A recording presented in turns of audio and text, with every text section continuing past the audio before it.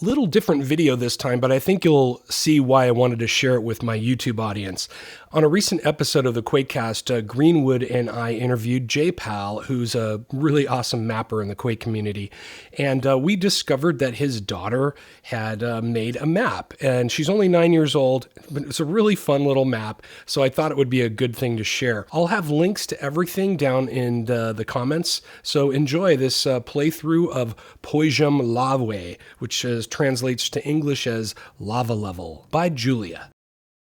Well, mentioning new mappers kind of reminds me that I wanted to ask you, your daughter made a map a little over a year ago, and I played it the other, and again, Greenwood said, you got to play his daughter's map. I'm like, what? What are you talking about? And so he piped it over to me, and I played it yesterday, and I had a good time. And so let's hear about how your daughter got involved with mapping, and the cool thing is that we've got a new generation of mappers that will continue on for another 25 years. Well, hopefully. that was quite easy. She's seen me then doing the map at some point, asking, "What are you doing, Dad? What's that?"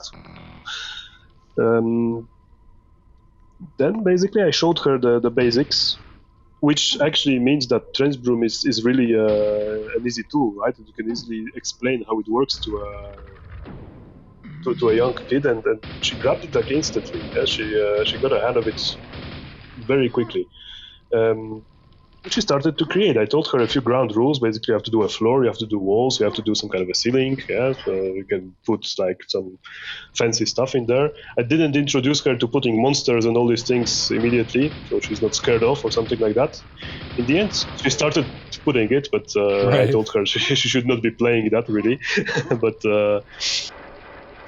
But you know how it works. But all of the geometry was actually hers. I told her how to do like to cut out portions of the wall to make a window or something like that. So she started doing it. It took her about a week, I think, to do it.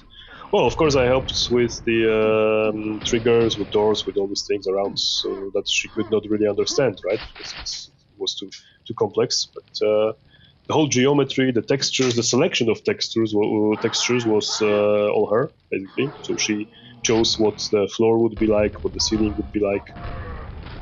I just helped with a few details and with the mechanics, like how to set up a door, a trigger, or something like that. That's pretty cool.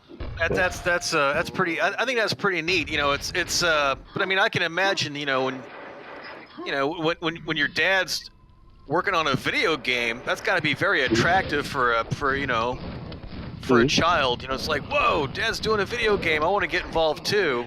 Actually, she thought for a long time that actually Quake is not the game, but the editor. She told like she saw me working on the editor, and she said something like, "Oh, I can see you are playing Quake." Yeah, I tried to explain her, this is not the game. This is not the actual game. The game is later. This is the editing part. No, you are playing Quake. Yeah?